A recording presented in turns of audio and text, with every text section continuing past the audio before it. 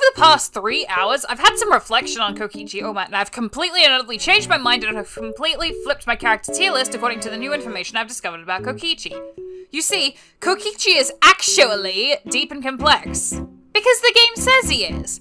10% of his dialogue just being the phrases, "it's a lie," or "I lied," or "did I," or just some variation of those lines, isn't horrible overriding or clearly propping up his character on crutches. It shows how deep and broody and multifaceted his character is by showing how happily he'll reveal his lies to everybody.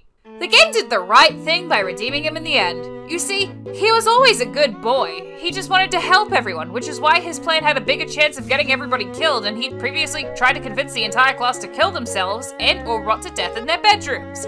He has a no-killing code, so therefore he must be a good boy, regardless of how many times he breaks the code with loopholes.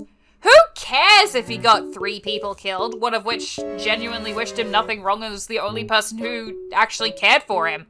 He's a good boy! Chapter 6 said so! And obviously, the move to depict his character wearing both a straitjacket and Nazi paraphernalia in the splash art wasn't a completely and utterly horrible idea dripping with ableism that only served as shock value for character revelations. It was a smart move to show that Kokichi is a liar. Somehow. Also, Kokichi not having any backstory isn't the literary equivalent of a shotgun blast to the dick. You see, supposedly complex characters that have to carry the antagonistic force of the story on their shoulders until their final chapter shouldn't have backstories.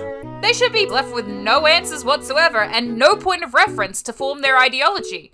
In fact, why even bother with an ideology? Just have the character do whatever tickles their fancy with no rhyme or reason, and yet somehow know all of the important plot points ahead of time, even if the only way they could do so is with actual clairvoyance or straight up access to the script. Who cares if Nagito and Byakuya both had some backstory to fuel their actions?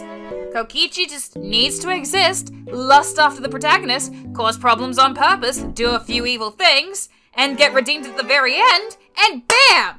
Excellent antagonist, 12 out of 10, perfect, don't need to change anything. Ignore the fact that if this character was female, they'd get called a Mary Sue. So, I was wrong about Kokichi entirely. He's actually the best character in all of Danganronpa, and I'd like to award him the— holy shit, I cannot keep this up! Yeah, this was an April Fool's joke. Kokichi still sucks.